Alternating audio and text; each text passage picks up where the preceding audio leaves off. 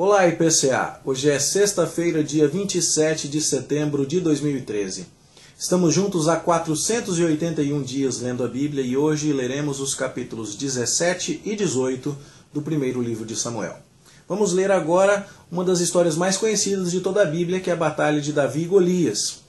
E os detalhes sobre a guerra, a disparidade desta guerra, deste combate, são até razoavelmente conhecidos. Então nós vamos nos concentrar principalmente no significado histórico disso, nos elementos que o contexto vai nos proporcionar para entender o impacto desta batalha na história de Israel.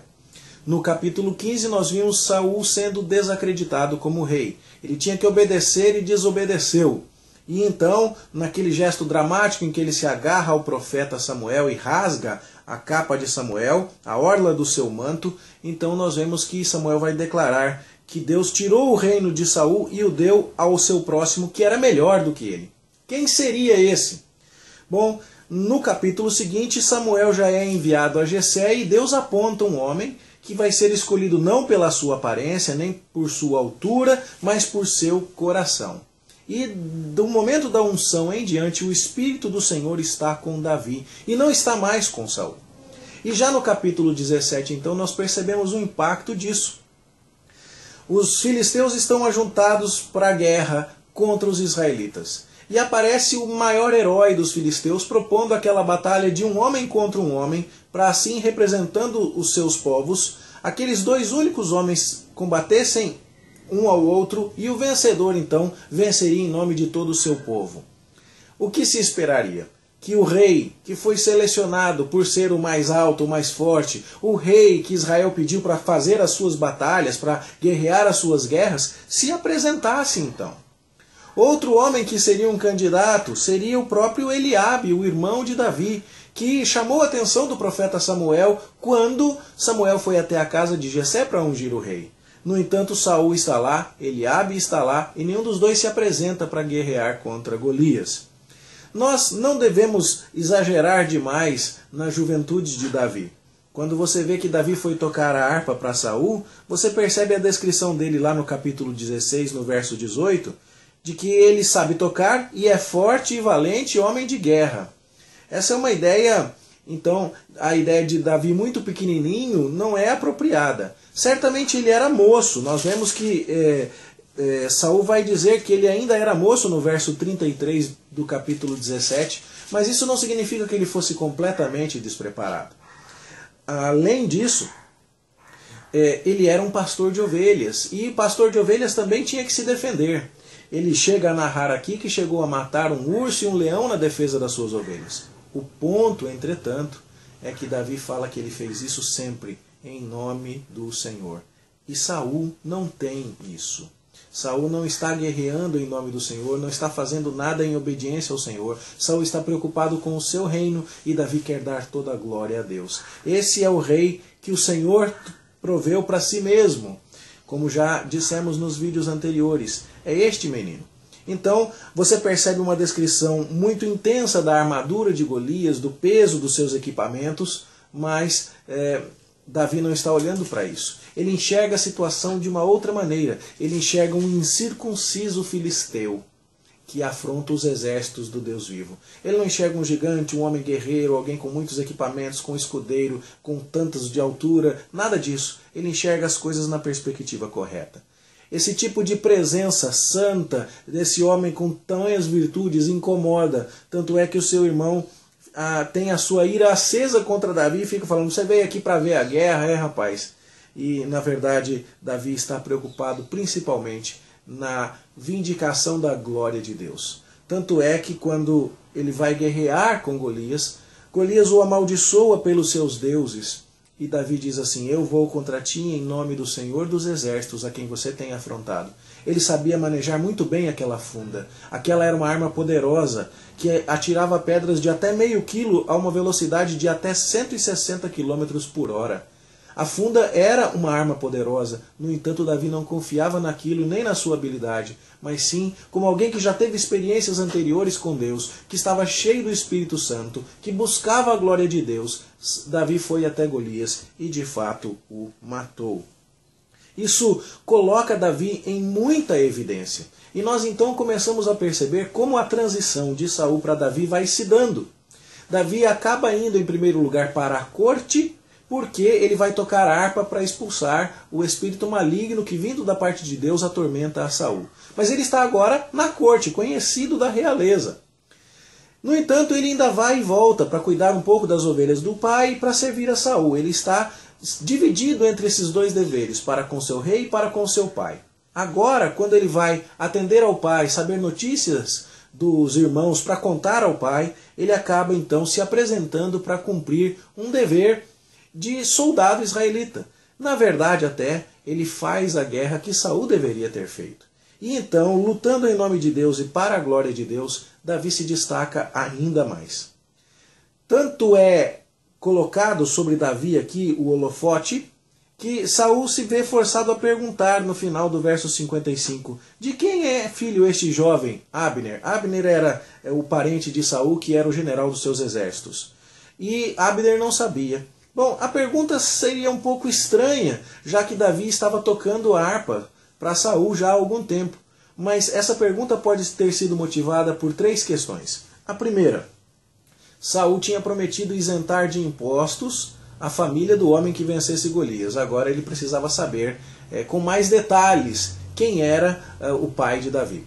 A segunda é que Saul podia mesmo ter esquecido de quem se tratava, porque tinha muitos súditos, Davi vinha tocar harpa, nós é que estamos prestando mais atenção em Davi, mas até aquele momento ele tratava com Jessé mediante carta, não conhecia Jessé pessoalmente, então ele quis saber mais informações. Mas uma terceira possibilidade, bastante plausível, é que Saul estivesse já pensando que, do mesmo modo como ele rasgou a capa de Samuel, e Samuel disse então que Deus rasgou dele o reino e ia dar a outro que era melhor do que ele, Saul já podia estar muito atento ao fato de que esse melhor era o próprio Davi.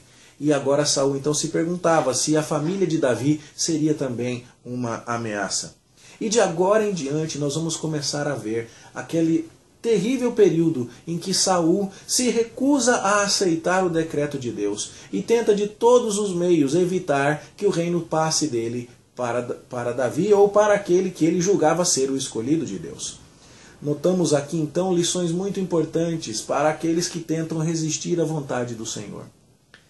É muito interessante notar aqui no verso 1 do capítulo 18 que a conversa que Davi teve com Saul, onde Davi vai explicar de quem ele é filho, deve ter se alongado um pouco mais e Davi deve ter testemunhado algumas coisas, de tal forma que, quando a conversa acaba, o príncipe Jonatas ama Davi, percebe virtudes nele e se liga a ele como a sua própria alma, diz o texto. E Jonatas toma uma atitude aqui interessantíssima, no verso 4. Ele pega a sua capa e a sua armadura, inclusive a espada, o seu arco e seu cinto, e os entrega a Davi. É um gesto de reconhecimento não só da grandeza de Davi, não só de gratidão do príncipe para com um soldado que livrou o povo de um grande morticínio e foi responsável por uma grande vitória, mas também contém aqui a ideia de que desde esse primeiro momento aqui, Jonatas já reconhecia que Davi era um homem escolhido por Deus para ser o próximo rei. Saul não deu a sua filha imediatamente a Davi como as coisas deveriam ter sido feitas. Talvez faltasse alguma coisa a mais na família de Davi para que Davi pudesse ter essa reputação. Mas, como Davi foi se comportando de maneira muito digna, Saul acabou colocando Davi como chefe de todas as tropas do exército, diz o verso 5. Uma alta posição para Davi foi dada. E isso até esse momento não incomodava muito a Saul. Mas as mulheres vieram cantar depois de uma batalha, que Saul feriu seus milhares, mas Davi feriu 10 milhares. E a partir daí diz o texto no verso 9, que deste momento em diante, Saul não via a Davi com bons olhos. Agora então Saul não estava muito interessado em continuar engrandecendo Davi. Ele percebeu a ameaça que Davi representava e começou a tentar tirar Davi de cena. E são pelo menos 4 tentativas aqui de afastar Davi e até mesmo de matar Davi. A primeira tentativa, Saul chega, são 5 até. Na primeira, Saul tenta matar Davi encravando uma lança nele. versos 10 e 11 do capítulo 18. Mas Davi se esquiva por 2 vezes. Depois disso, no verso 12, nós vemos que, em diante, verso 13, que Saul afasta Davi de si e o coloca por chefe de 1000. Essa posição que Saul dá a Davi agora é muito menos digna do que a posição que ele havia dado lá no verso 5.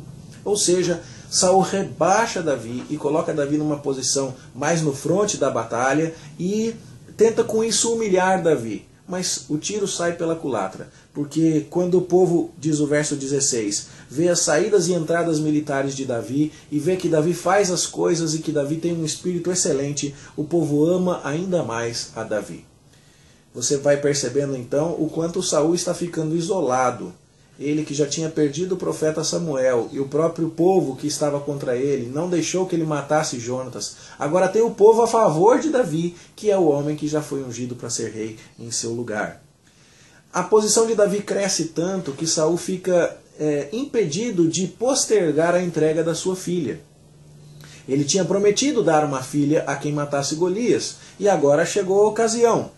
Então, no verso 17, Saul fala a Davi, aqui está Merabe, minha filha mais velha, mas ele quer uma garantia, ele quer uma prova de bravura, ele quer um preço em troca desta filha do rei. Então Davi ouve de Saul as seguintes palavras, você vai ser um filho valente e vai guerrear as guerras do Senhor. E com isso, Saul estava dizendo assim, eu vou mandar você para a guerra contra os filisteus, e aí, quem sabe lá, os filisteus te matam e aí o meu problema com você acaba.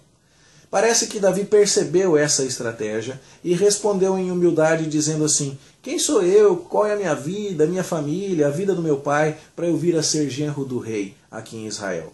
E então, parece que essa polida recusa de Davi a uma possivelmente sentida armadilha de Saul, fez com que quando chegasse a hora de sua filha mais velha Merabe se casar, ela tenha sido dada a outro homem, a Adriel, o Meolatita. Então, você vê aqui já 3 tentativas contra Davi. A primeira, Saul tenta literalmente cravar uma lança nele. Na segunda, Saul o rebaixa. Na terceira, Saul tenta dar a sua filha Merabe, mas impõe uma condição de mandar Davi para a guerra para ver se Davi morre na guerra. Isso não acontece porque Davi é inicialmente humilde. Mas há uma filha de Saul chamada Mical que se apaixona por Davi e o ama. E Saul fica sabendo disso e se agrada e pensa, vou dar a minha filha para Davi, porque daí a minha filha vai me ajudar a matar Davi. Ela vai servir de laço para Davi, diz o texto. E essa é uma 4ª tentativa de Saul de pegar Davi. Só que para que isso acontecesse, Davi novamente estaria envolvido com o problema do dote. O que ele daria para o rei para se tornar genro do rei? O dote naquela época era entendido como uma compensação à família pela retirada da mulher do meio dela. E aí então os presentes, em especial para a família do rei, deveriam ser caros e tudo mais. Mas isso não era o que Saul tinha em mente. Saul queria eliminar Davi. Então ele pede a Davi 100 prepúcios de filisteus, imaginando que na tentativa de obter esse material, bastante estranho para os nossos dias, é verdade, mas na tentativa de obter isso, Davi acabasse morrendo. Não é o que acontece. Davi consegue, na verdade, 200 prepúcios de filisteus e os traz a Saul e entrega ao rei o pedido, e ele acaba então se casando com Mical. Parece que nada do que Saul está fazendo para eliminar Davi funciona. Ele tenta matar com uma lança, não consegue. Rebaixa Davi, não funciona. Pede a Davi que guerreie as suas guerras. Inicialmente Davi é temeroso, prefere não entrar nessa arapuca. Na sequência ele tenta dar uma filha para ver se a filha trai o marido e entrega então o genro ao seu sogro para que o mate. Nós vamos ver que isso não vai funcionar. E por último ele pede como dote 100 prepúcios de filisteus para ver se Davi morre ao tentar obtê-los. Mas isso não acontece. O resumo do capítulo 18 é que Saul tem que ver e reconhecer, leia o verso 28, que o Senhor era com Davi e que Mical, a filha de Saul, o amava. Então agora você vê por que Saul tem ainda mais motivos para temer a Davi e ser seu inimigo continuamente. Não é só Deus e o seu profeta e o povo que estão ao lado de Davi contra Saul. Jonatas já até entregou a capa, a espada, o cinto, o arco, tudo para Davi. E agora Mical, a princesa, está ao lado de Davi. E cada vez que a guerra acontecia, diz o verso 30, Davi lograva mais êxito do que todos os servos de Saul, e o seu nome se tornava muito estimado. Ou seja, a honra de Davi contrastava fortemente com a desonra de Saul. Tudo isso nos faz pensar basicamente em uma única pergunta. Você e eu estamos resistindo à vontade de Deus? Você e eu estamos fugindo daquilo que Deus quer que seja feito? Será que vamos conseguir sucesso nesse tipo de fuga? É claro que não. Então é hora de nos humilharmos sob a poderosa mão de Deus e aceitarmos a sua vontade soberana e bendita, muitas vezes até a disciplina do Senhor sobre nossa vida. Saul se recusou a fazer isso, e o resultado é que quanto mais ele tentava consertar as coisas ao seu modo, mais as coisas ficavam feitas ao modo de Deus. E será assim conosco também. Quanto mais tentarmos resistir à sua vontade, mais Deus prevalecerá em sua soberania. Pensemos nisso e deixemos de nos debater contra um pecado que nos tem sido denunciado, contra um caminho que é a nossa vontade, mas não é a vontade de Deus. E vamos nos submeter à vontade do Senhor, clamando: seja feita a tua vontade, assim na terra como no céu. Esta é a oração que devemos aprender neste dia. E entender que quanto mais Saul tentou pegar Davi, mais o tiro saiu pela culatra.